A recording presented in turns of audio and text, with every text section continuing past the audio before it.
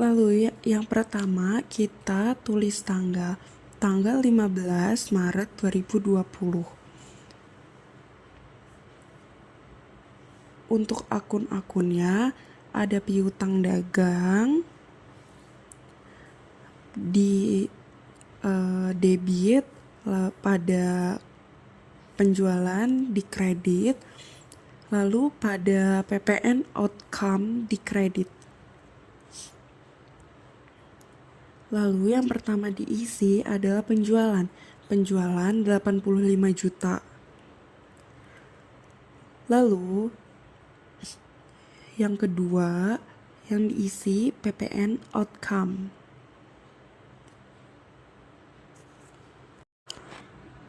PPN outcome 9.350.000 didapat dari penjualan dikali 11%. Lalu yang ketiga diisi piutang dagang 94.350.000 didapat dari penjumlahan penjualan dan PPN outcome. Lalu di tanggal 17 Maret 2020 akunnya ada retur penjualan,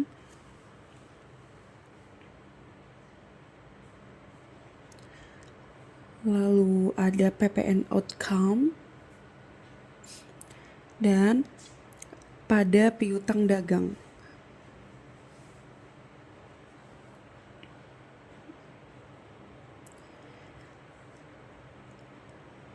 Yang pertama diisi retur penjualan senilai 1 juta. Lalu yang kedua PPN outcome 110.000 didapat dari retur dikali 11%. Lalu diisi piutang dagang 1.110.000 didapat dari penjumlahan antara retur penjualan dan PPN outcome. Lalu ada tanggal 27 Maret 2020. Akunnya ada kas, lalu ada potongan penjualan,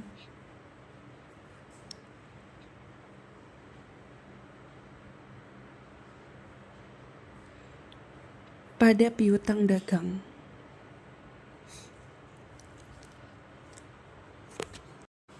Lalu kita tulis penjelasannya terlebih dahulu. Piutang dagang tanggal 15 dikurangi tanggal 17.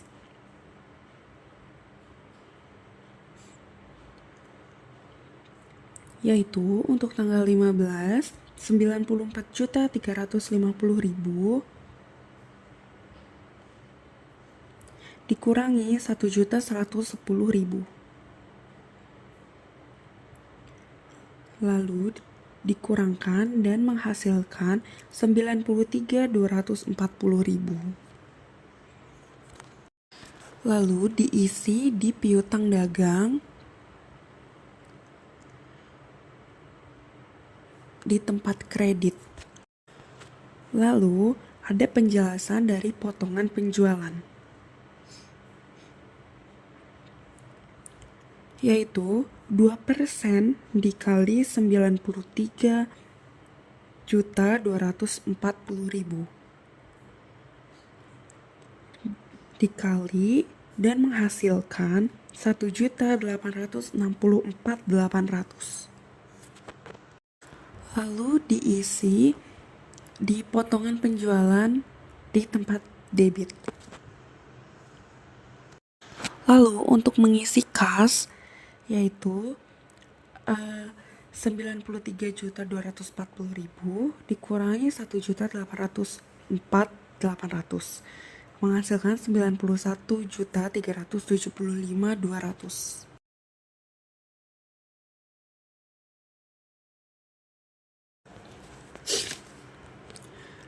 Yang pertama, beban cadangan kerugian piutang sama dengan 2% dikali 500 juta.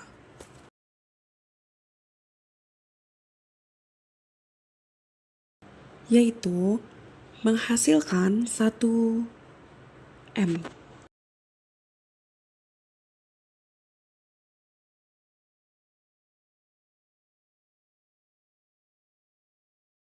Lalu ada saldo cadangan kerugian piutang 3 juta.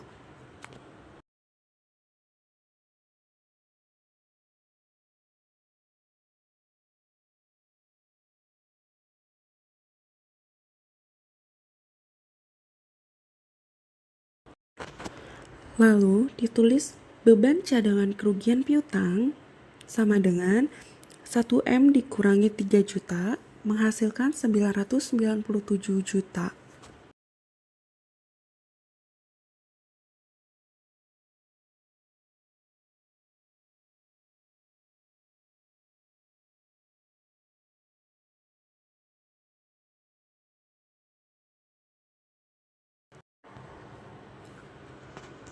Lalu 31 April 2022 yang ada akunnya beban kerugian piutang pada cadangan kerugian piutang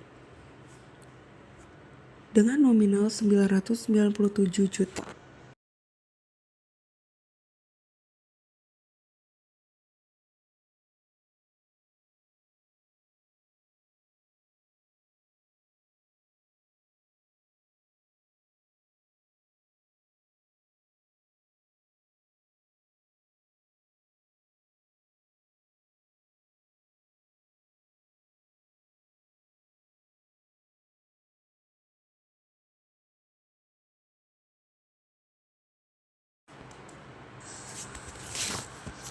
Yang pertama, kita akan menulis piutang usaha.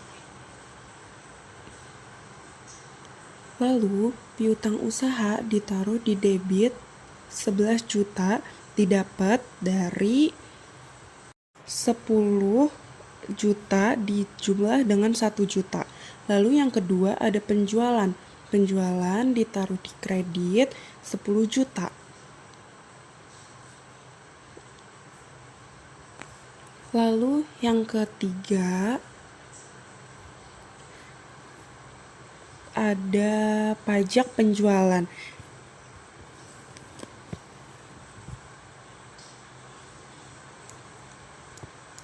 Pajak penjualan ditaruh di kredit. Kenapa bisa dapat 1 juta? Dikarenakan 10% dari 10 juta yaitu 1 juta.